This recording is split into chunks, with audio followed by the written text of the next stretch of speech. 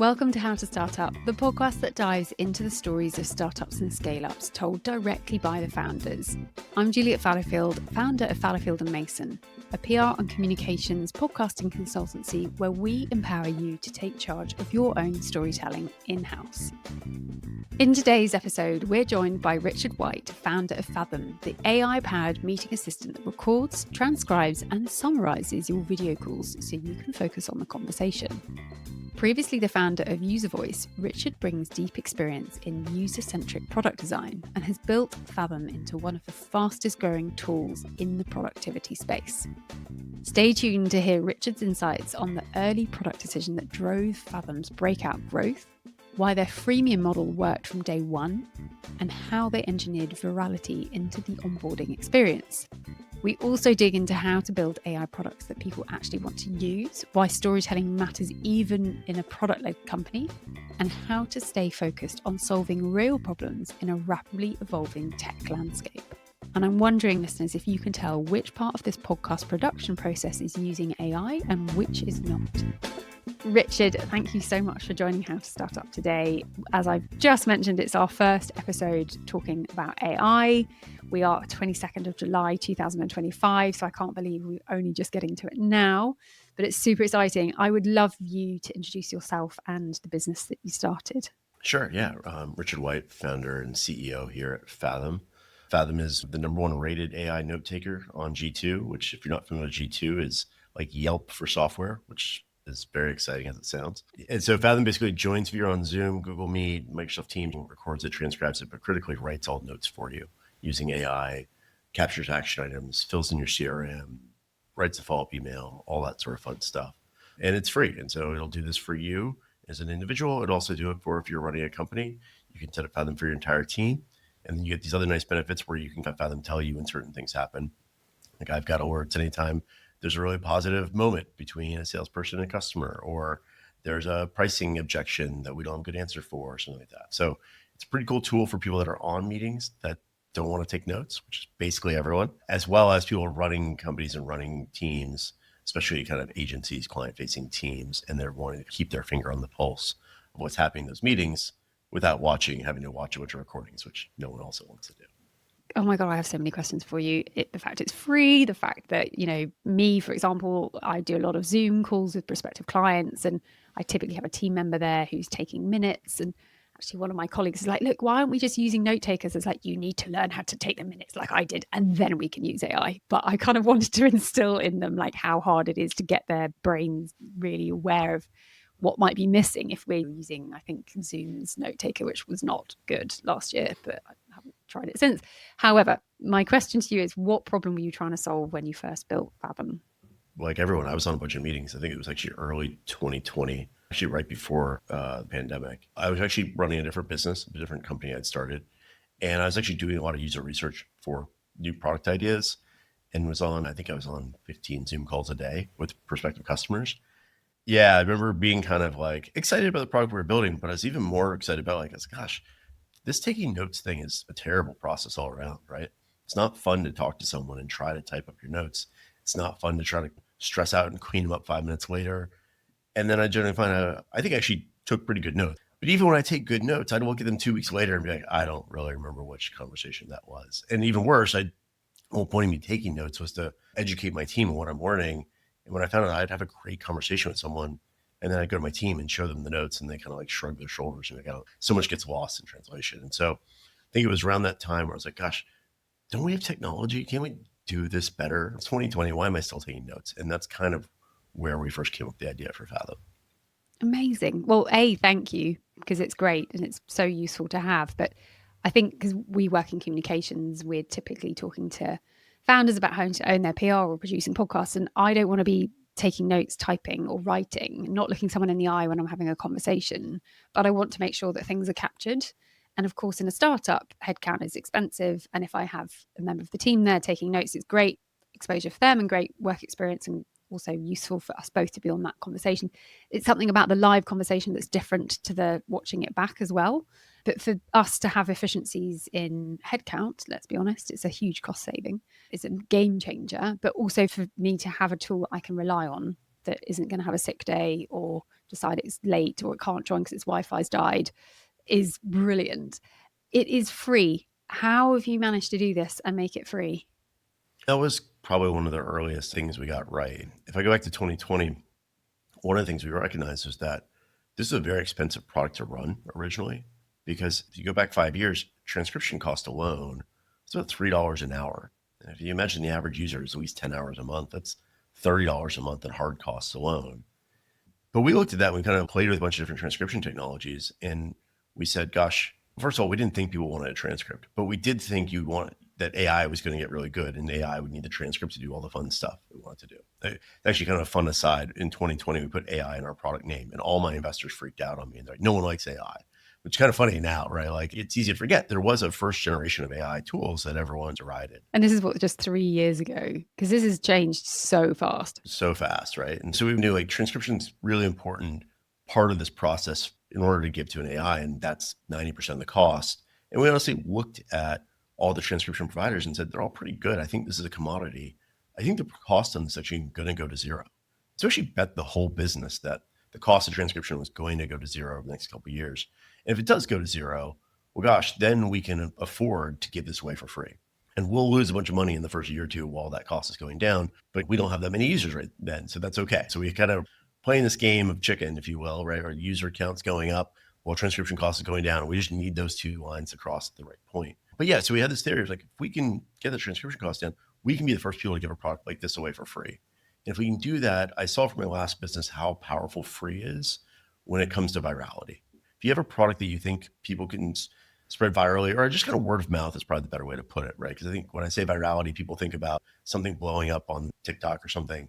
I think about virality, just one user tends to spread it to other users, right? In this case, you're bringing this thing into your meeting, it's taking notes for you. You can send the notes out to everyone on the meeting, and naturally has this like inbuilt word of mouth. A lot of products you use, you can't see that someone else is using them. This is not the case with Fathom. And so for that reason, we saw if we can make it free, not only will people see it, but people will recommend it. Because if I charge you money for something, are you going to recommend it to your friends? Only if it's like really, really good. And even then, not really. If it's free, that's a gift you're giving now, right? So now you're like, oh, you should try this thing out. It's free. And so we bet a lot of the business on this idea that transcription costs go down. We can give this away for free. If we give it away for free, then we can spread like wildfire. So getting those user accounts up and getting the word of mouth out there, the power of word of mouth. I mean, you're preaching to the converters with someone who works in PR. But how do you revenue generate then? When we first started this business, the other thing that got me really excited about this model was in my intro, I talked about there's kind of two people we help, right? We help people on the meeting that don't want to take notes. We also help the people not on the meeting, the managers, the executives, the colleagues. And we saw like, hey, we actually think, yeah, you could probably charge $10, $15 a month to individuals at some point, and they would pay you to not take notes. But there's a way more lucrative opportunity to charge the managers at some point. Hey, you want visibility into what your team is doing. You want to help coach them. You want knowledge sharing across your org. They'll probably pay you $30 a person. So it's a much bigger opportunity. And then you have this nice separation of, are people using the product? We're not going to charge them anything. They just get this awesome free product because we know one day their usage will get intro into their manager, their founder, or whatnot, and rolling that out across the team. It's much easier to go on to be a B2B product than to be a consumer product from a pricing perspective. And that's also the case is when people use it and they're absolutely dependent on it as well. I've seen this happen in the podcasting space. I mean, even 3 or 4 years ago, we were paying for transcriptions and now it's all built in software.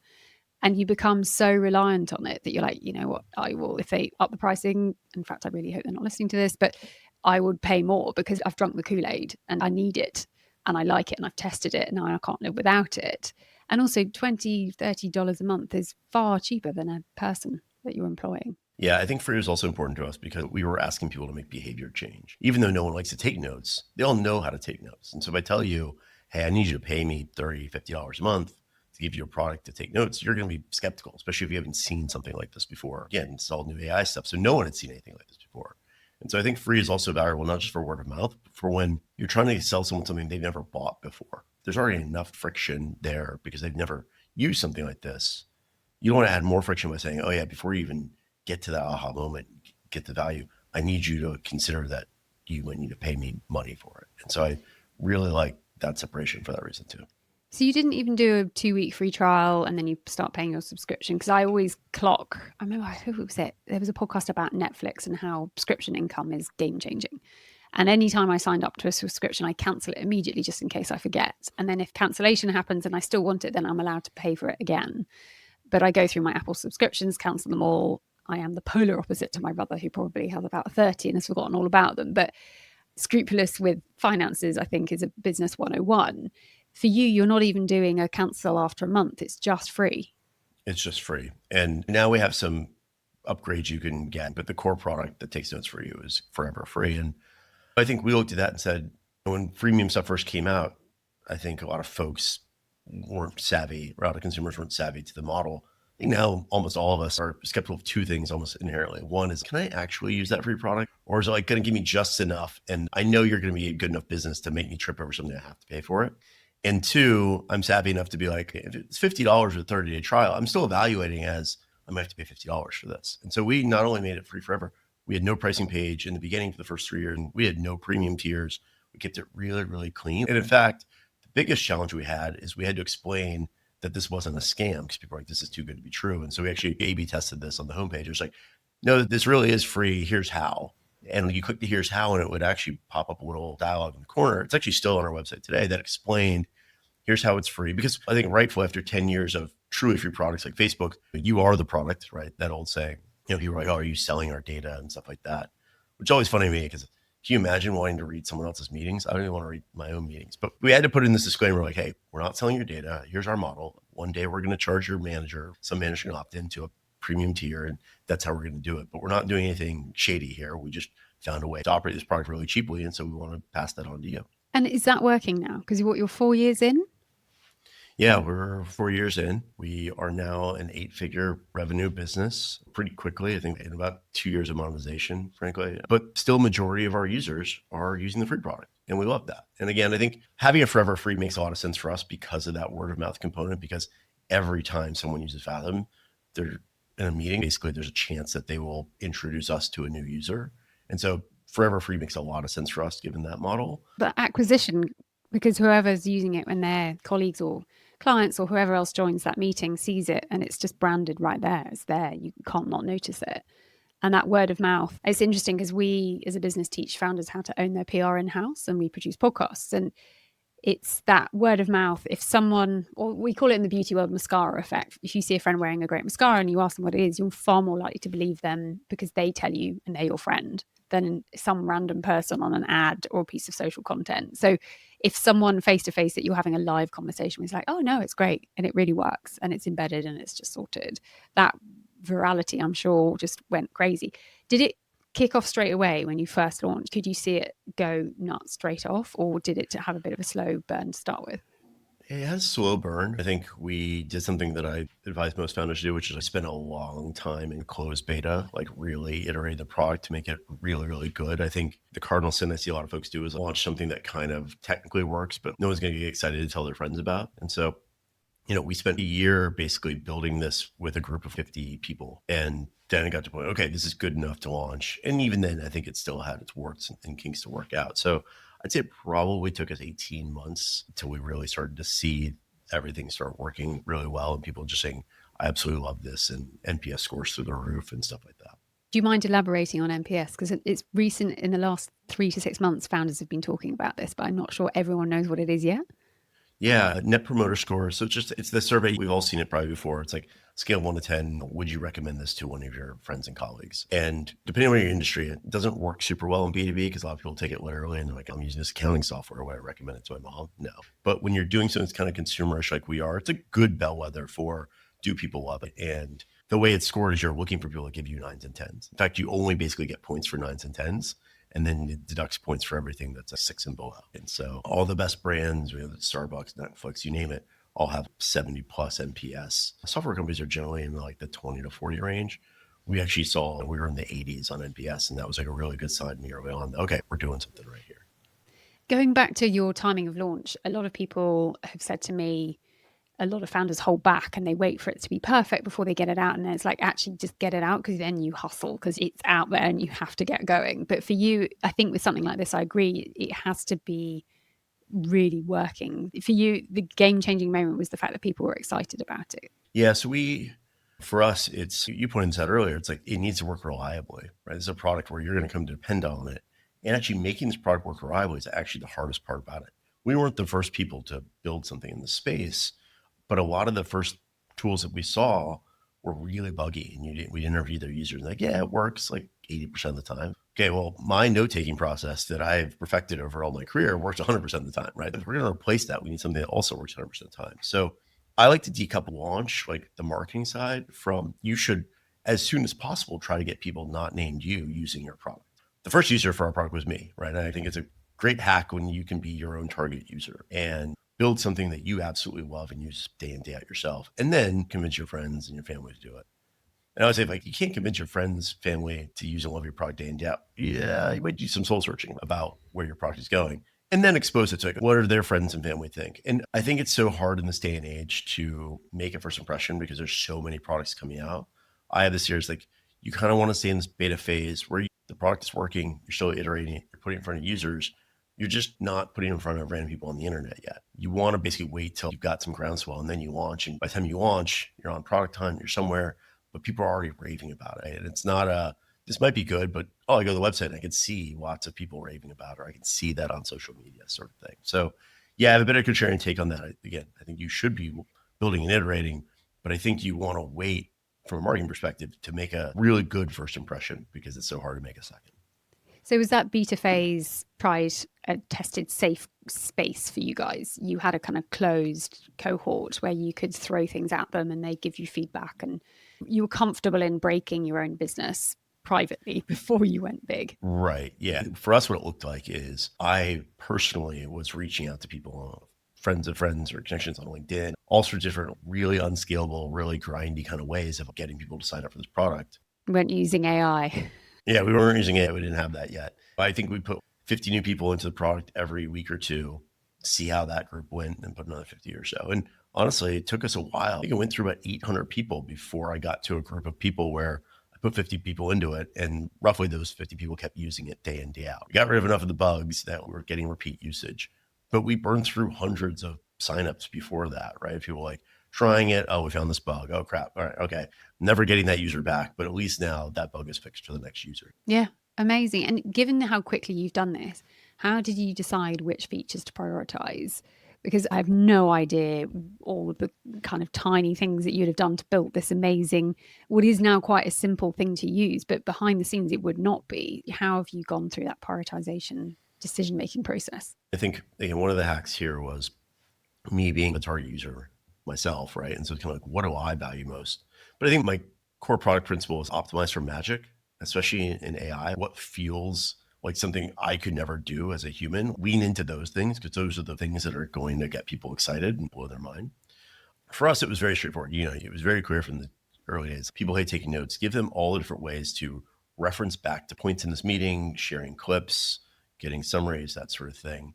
We also had a very interesting thing where, when we launched, AI actually really wasn't that good yet, right? We launched in 2021. Really, the tipping point for AI getting really good was about 2 years later. That's when kind of GPT-4 came out. The AI could write better notes than the human. So we had this interesting thing where in the beginning, we actually were just really a recording and transcription engine that allowed you to pull clips out of meetings. And we always built that knowing that eventually we'll drop in the AI piece. And so in the beginning, we knew the key killer feature was just it works reliably. So like something that reliably records and transcribes your calls. We had a feature where you could, like, while you're on a meeting, click a button to flag that part of the meeting because no one wants to go back after the meeting, find that interesting tidbit. So we kind of focused on that. We really focused a lot on reliability. That was actually the thing we saw early on. It's like speed and reliability are the two killer features. The speed one is also interesting because I think note-taking, or who we're trying to replace, is instant. For all the things we hate about trying to take notes, when I get off the call, my notes are there. And most of the technologies we were competing with or things that are already in the market for this, they record a call, they transcribe it, maybe they give you notes, but they take 30 minutes to an hour. I got to do my work after. I got to send out the email. I got to update my task tracker, right? And so one of the big things we worked on was just like speed. And I remember my engineering team, like, how fast it needed to be. And I was like, I don't know. Keep making it faster and I'll tell you when it's close enough, right? We started off, it took us 30 minutes too, and got down to 7 minutes and 3 minutes and then a minute and then 30 seconds. And we hit 30 seconds. I was like, this is fast enough. 30 seconds versus 10 seconds, I really can't tell the difference when I get off a meeting. I think that plus reliability were the two killer things we iterated a lot on. Which is why I guess a lot of people are panicking about redundancy. And I don't look at it as redundancy. I just look at it as evolution. It's the next industrial revolution. Like, we've gone through things in the past that have been game changing, and we're all using them today. Imagine going, oh no, we can't use laptops, we're going to give up writing with pens. We send a lot of minutes after our meetings with our clients, and we know the clients aren't going to read them. It's more for us to have our task list and be like, guys, you promised us, you give us this and it's written and we've highlighted it for you and you're still not giving it to us, but we're forwarding the email again. So if we could just take out a good hour of going through our minutes, going through our notes, highlighting actions, moving things around, updating trackers, all sorts of things. To your point, if it can make better notes than we can, I'm in. We're taking a quick 30-second break from this episode to ask, are you thinking of starting your own podcast? If so, this is great news because we run a course that will train you how to produce your own podcast yourself. This course is for people who do not want to outsource and pay someone else to do it. You want to learn how to do it yourself. We teach you everything that you need to get up and running with your own podcast show and so much more. Just DM us at hello@Fallowfield-Mason to book your spot. What did your previous experience at UserVoice teach you that you brought into Fathom? So I ran a company before this for about 10 years. We got to about high kind of 7 figures in revenue. Was it your business? Yeah, I mean, I was one of the founders along with a bunch of great investors and colleagues and stuff like that. Honestly, I call that my finishing school. It was a business I ran for 10 years. We did every business model under the sun. We started off as like a PLG company before they called it PLG. When I left, it was very much an enterprise business. We pivoted couple different times, got to work with a bunch of great folks. I think probably the most valuable thing that I learned from that business is I got to, when we'd be in between executives, I would step into those roles. And so I ran marketing for us for a while. I ran customer success for a while.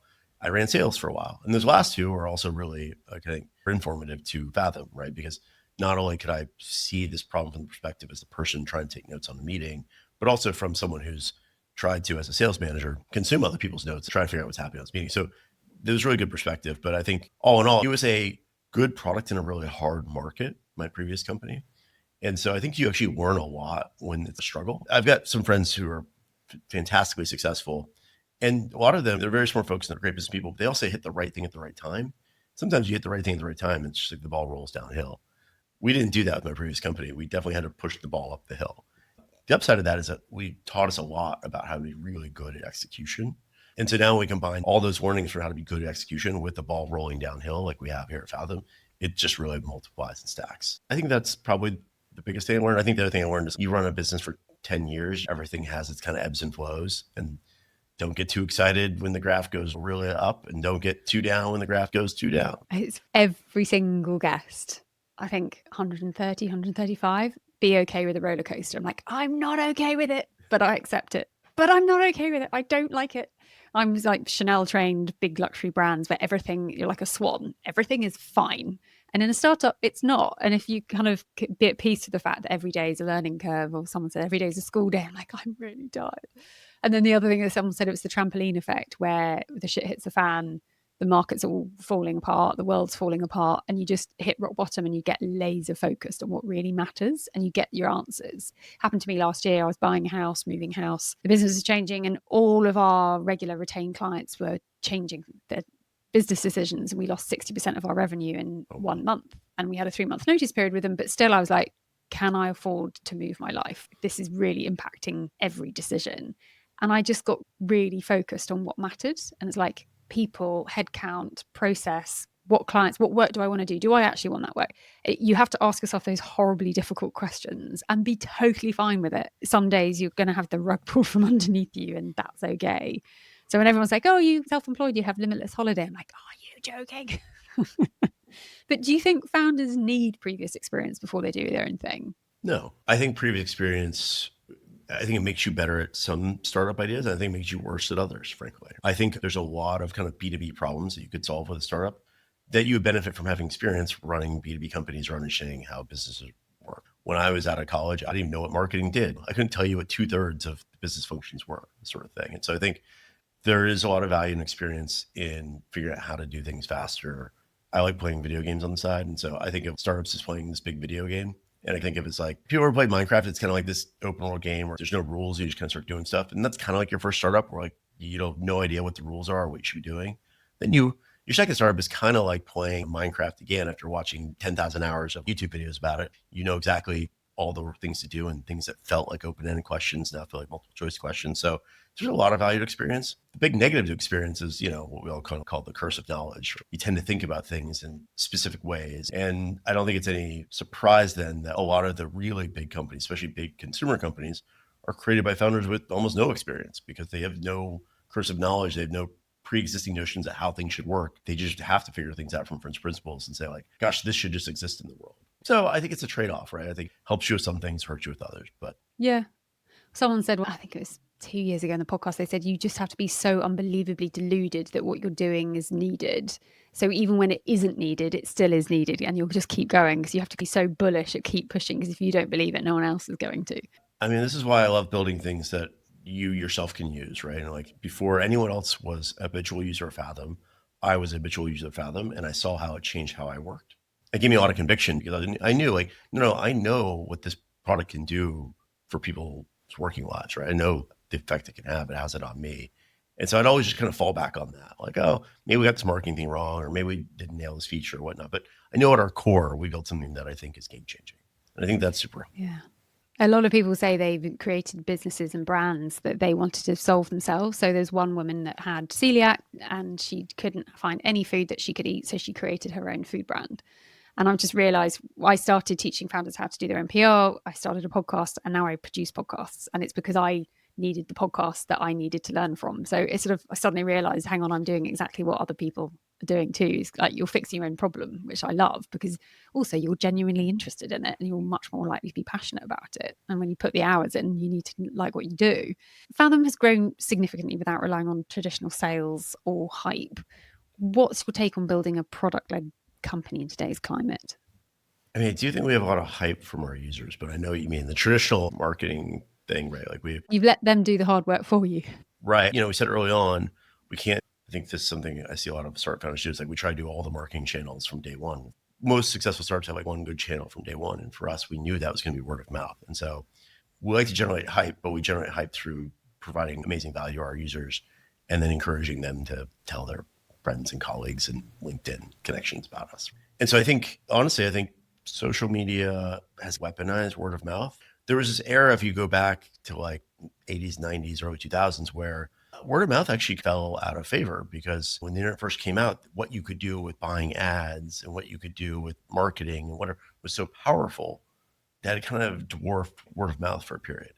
And then I think about like social media basically put word of mouth back on equal footing. And now I actually think it has the leg up because those traditional channels are so saturated and so kind of untrustworthy now. You mentioned earlier about, I'll trust a review from a friend over 5,000 reviews on Amazon because we were like in this age of like lack of credibility of things online, right? So I think actually there's never been a better time to build a product that is really focused on word of mouth because it's weaponized by the power of social media and it's the last credible source we have. Yeah, that trust is key. And people are being very savvy where they spend their time and their money. They're going to want to trust where they spend it. Obviously, AI, everybody's talking about it. It's on the news on a daily basis. For founders thinking of incorporating it into their business, what would you advise them to do and not to do? How much time do we have? As much time as you can give it. Yeah, I mean, two things I'll say on this. So one is I think I see a lot of folks doing the sprinkling AI all over their product a little bit, as opposed to finding one killer use case for it. I think this is just a classic product mistake, right? Where it's like, oh, we made a bunch of little features that in isolation are kind of valuable. And we hope that if you add them all up, you get this great experience. It tends not to work that way. So I think instead of trying to find a bunch of little AI helper things, if you can really focus down, is there one core thing that AI could really revolutionize for us? And usually it requires you to be willing to sacrifice your best feature. Usually it means look at the thing that drives your business and be willing to potentially kill the golden goose to get a better one with AI. So I think it's probably the hardest one. It's like, that's an easy thing for me to say, but when someone's got millions of dollars working based on this feature and you want me to kill it with AI, that's tough. That's a classic innovator's dilemma. I'd say the other thing with AI is it's kind of, I've been doing software for 20 years. This is easily the biggest change I've ever seen. And it fundamentally has changed how I think about building software. where historically you build your roadmap based on what do you think is going to provide the highest value for the lowest effort and prioritize that first. Now we kind of work more like an R&D lab, where I have a team of people that are constantly playing with the latest models and playing with them against we almost got a board of like 20 different things we'd love for AI to do that we think it might be able to do in the future. And they're constantly playing, I call it the Jenga style of development, where it's like we're pushing on blocks. And like sometimes we push on a block, which is like a use case and like an AI. It's like, oh, can AI do action items really well? No, not really. Okay, let's try something else. Can it write summaries really well? Oh, okay, you can do that. And so there's this interesting thing where you almost need to work for what can the AI do well today? Like what's in the sweet spot? And the sweet spot is fun. It's like, yeah, maybe you can do it today, but it's horrendously expensive, which also means it's horrendously slow, right? So there's certain things we could put into Fathom today, but it would cost me $200 every time someone clicked that button. Price is a function for speed in AI world. So it also means you click the button and 30 minutes later, I would be out $200. They'd have some cool output, but like, okay, that's not where the sweet spot is. So one is I think you've got to get comfortable with this world where you almost need an R&D style mindset where you're just constantly playing around with things and being willing to throw away 90% of it to find, I found a sweet spot of this model does a really good job of doing this job for our users. Also, because if you force it, you'll find that 6 months later, a new AI comes out and just you could spend 6 months forcing it to work, and the new model comes out. And I think the last thing I'd say about AI is that it's really easy to get AIs to say something. And I think when you look at a lot of AI products, where they fall down, you mentioned Zoom's AI product earlier, where a lot of them fall down is, it spit out a summary of your meeting, but like it was really verbose. It's almost verbose as transcript, or it's like so concise that it lost all the important nuance of the discussion. And so I think there's a real almost like artisanal, artistic lens to look at AI products. You don't notice this, but the right AI products have teams of people on the back end that are really meticulously looking at the outputs and tuning their prompts and tuning the LLMs they use and whatnot, because that's where I think you win. It's really easy to get something to spit out something. It spits out the right thing. And the right thing is almost impossible to spec out, right? It takes a human looking at it and be like, yeah. And that's what ChatGPT asks you all the time. Do you like option A or option B of these responses? But in the beginning, you don't have the scale to do that. You yourself need to sit there and mind-numbingly, honestly, look at outputs of AIs for hours on end and find, this is the exact right incantation of this LLM. Is there anything you don't use AI for in your business? I kind of take a barbell approach to this, where it's like we either want AI to do it or we want to really invest in humans doing it. And so I think classic thing, we started using AI for customer support a few months ago, but we also continue to invest in our support team. And now we get to put them on the harder support problems. And we tell them, great, spend more time on the top 10% of problems that are the most gnarly and stuff like that. And we do this across the org, whether it's support, customer success, sales. I still think there's a lot of opportunity. I think there's a lot of AI companies, right? They do the AI and you can't ever find a human or talk to them. But that's kind of weird. It's like that's taking away the lowest value stuff. So now I can actually afford to give you a really high-end white glove experience. And this is also a theory we had on Fathom early on. Yeah, we're a free product, but we're going to give you service as if you're paying us thousands of dollars. And so from a support experience, from a sales experience, because again, I'm betting on the fact that long-term, the AI is going to do a lot of the easy questions. And so I can afford to give you, if you don't spend a lot of money with us, a really white glove treatment if you've got questions that are different than what the AI can answer. I think that's a really good model for how to build a small but like highly available team that customers worry about. Oh, yeah. And customer service is everything. I remember working for luxury brands and they didn't have any customer service. Like, you can't charge this much money and not have someone sorting out problems. But yeah, that level of service, I use Buzzsprout for our directory host. And I will be their biggest fan forevermore because their customer service is phenomenal. $18 a month, I will email a help desk, and within 5 minutes, I always have someone come back with the answer. They've never not been able to answer. Even if it isn't a problem that they should be fixing for me, they'll help. And that customer service is worth its weight in gold. And I don't think I'll ever leave. Even if I stop doing the podcast, I probably still will pay them because I love them so much. But yeah, that human element, they may be using AI in the background to find the answers. But yeah, that is super, super impressive. What I like to do with AI is actually use it in the foreground. So for support, we will tell you, hey, we've got 2 paths for you to get support. You can talk to our AI, which is instant, or you can ping our team. And at any point, you can, no, I want to send it to the team. I think that's also like respecting the users enough to be like, look, I trust you to make a decision about what level of service you want. And so I think what people hate is when they get forced into an AI or like you're pretending it's a human, but we all know it's AI sort of thing, right? And I don't know why companies do this. I also don't know why companies don't invest more in customer support and customer care, because it's such a high ROI investment. because talk about trying to stand out from the competition. I don't know. My last company, I spent 10 years trying to convince companies to invest in support and never could. So now I'm just like, well, I'm just going to use that as an advantage. Since no one wants to invest in it, we will invest in it. And if you go look at our GT reviews, it's the number one thing we get ranked for. Years and years ago, I heard of this story that a guy in the States, it was the days where you'd phone up, say, a telephone company or something like that, and you'd go, hit 1 for this, press 2 for that, hit 3, and you have a menu of 10 numbers. And he wrote out the shortcuts to every menu for all of the big companies in the US. And he published it saying, you just press 1, 7, 10, 9, and then you'll get where you want to get immediately. I'm just thinking for AI now, he'd just be like, done, easy. And he's just like, I'm just going to save everyone else a world of pain.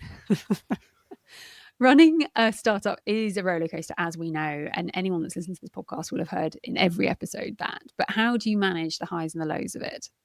I still live my metrics a bit, right? We have a good month, Rich is very happy, right? We have a bad month, I'm a little less happy, right? So I've just tried over time, try to dampen that effect a little bit. I'm a big fan of, there's a book called The Score Takes Care of Itself by Bill Walsh, who's the football coach from the San Francisco 49ers from the 80s, won all the Super Bowls.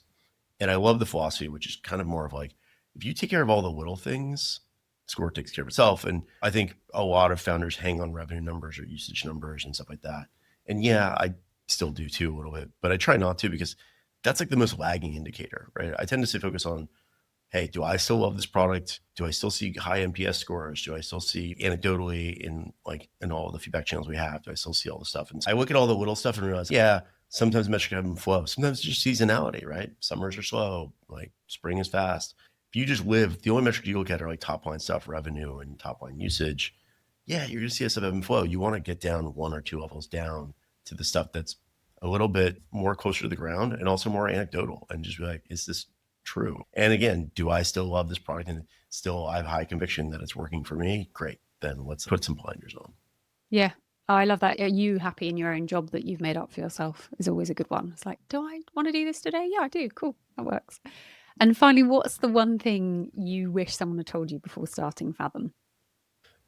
I mean, I wish someone told me how long COVID was going to last. As in when you get it or? No. Like how long that pandemic was going to go on for. I think because we started middle of 2020 and we always aspired to be a full remote company anyways, but if someone told me about the market drop of 2022, that would have been helpful. Yeah, honestly, I think I wish someone had told me how quickly AI was going to come and how fast. I mean, I think we bet the company on AI and even we were surprised by how quickly it arrived and how good it was. And so we went from, in 2021, I'm telling investors, hey, we put AI in our name. Don't worry, we believe in this, to literally 18 months later, people are like, oh my gosh, it's here. Probably one of the most amazing revolution, in technology. Goodness, yeah. I was thinking it's quite a similar analogy to dating in terms of right place, right time, right person. You need a few things to line up and you've got all of those sorted and then vroom, it's happening. Very exciting. And it's so exciting to see the business fly. I love it when you see companies just completely, the trajectory is there. Something that we do is a question from the previous guest has a question for you. And our guest this morning actually was Daisy Bird. She runs a beautiful travel PR agency here in the UK. She's 15 years in 2 months ago. And we were talking a lot about people and culture and how she really nurtures her team. And we both had this thing, we're both in our 40s, of managing the next generation and how we adapt our management style or our leadership style to really cultivate that culture with that Gen Z employee. And her question was, how do you get the best out of your Gen Z employees? Do you adapt your leadership style to create the leaders for the future? It'd be great to get your take on that. It's a tough question for me. We're a fully remote company. I think maybe that's part of the reason why I don't have a good answer to this. I don't have any idea how old anyone on my team is. I don't even know who on my team. I don't even know if we have Gen Z people. If we do, I don't know how many. We're about 90 folks now, and we're spread from Philippines to Portugal. I try to meet everyone on the team, but I don't know. Maybe it's because of filters or I couldn't tell you even if we had Gen Z folks on our team. That's so interesting. No, I remember getting CVs of people being born in 2000 and something. I was like, what? You're far too young to have a job. No, you're not. I'm old. And I think it's that attitude of, say, the younger generation coming out of uni and wanting to work. And I don't know if it's the same in the States, but I've had some sort of difference in expectations. I would work until midnight if my boss would expect that of me. Probably I was an idiot, worked far too hard for other people before I worked for myself. But there seems to be an attitude shift in that younger generation. It's like, no, I don't do that. I don't want to do that. And it's like, how can you get through that, basically, I think was her question. And she said it in a very diplomatic way. Okay. I don't think that person would make it through the screening process to get to me, maybe. I will say we tend to hire folks later in their career at Fathom. One of our big goals is we want to get to 100 million in revenue with less than 150 employees. And a lot of that is, we believe a lot in the power of small teams. So we tend to hire people that are already 10, 15 years into their career who really love work from home. I think more than folks early in their career. I think there's probably selection bias happening here. I think if you're earlier in your career, I actually think you should try to go to an office. That's where you're going to build more communal bonds and find people you might start companies with. If you're late in your career, you've got a partner, you've got children, work from home sounds pretty good, cutting out that commute. So I think because of our philosophy on hiring and the selection bias you get from remote, we probably don't have as many folks early in their career. I actually, from societal perspective, worry a little bit about, I think if I was starting off now with AI, like a lot of those entry-level jobs have now been taken by AI, right? And so there is a lot of opportunity for humans to do great work, but it usually is more experienced folks that, anyways, long-winded answer. I don't have a great answer to managing Gen Z folks, but yeah, we'll leave that open-ended. And what would your question be for our next guest? I'm always just curious about, I think there's so many different ways to run a business. There's so many different ways to be motivated. I think most people think most founders are motivated by money and fame. And I've actually found that's almost never true, or very rarely true. Also very strongly correlates with not the most successful people, right? The most successful people I know, they just love to build stuff. Same thing with me. So my question would be what is the thing that deep down, what is the thing you love to do that gets you out of bed in the morning? Because for me, it's honestly, we've got a channel internally in Slack called Boom, where people we post people's positive comments about Fathom online or in our sports channel. That's what gets me out of bed in the morning. Maybe too externally validation driven, but that's what feeds my soul cup. Revenue numbers great, but what I really live and die in is are people loving the product? So I'd be curious to ask the next person, what gets them out of bed? Because it might be something different. I completely agree. And the money's a means to an end, but what is the end? What's the other thing that actually matters? No, I really love that question. Thank you so much. And thank you, Rich, for your time today. It's been great having you on South Startup. Best of luck with Fathom. Thank you so much. It's been a lot of fun. If you'd like to contact Richard, you can find all of his details in the show notes, along with a recap of the advice he has so kindly shared. And if you've enjoyed the episode, please rate and review it. No one ever does. We know you're listening, and we would really love the feedback. So thank you in advance.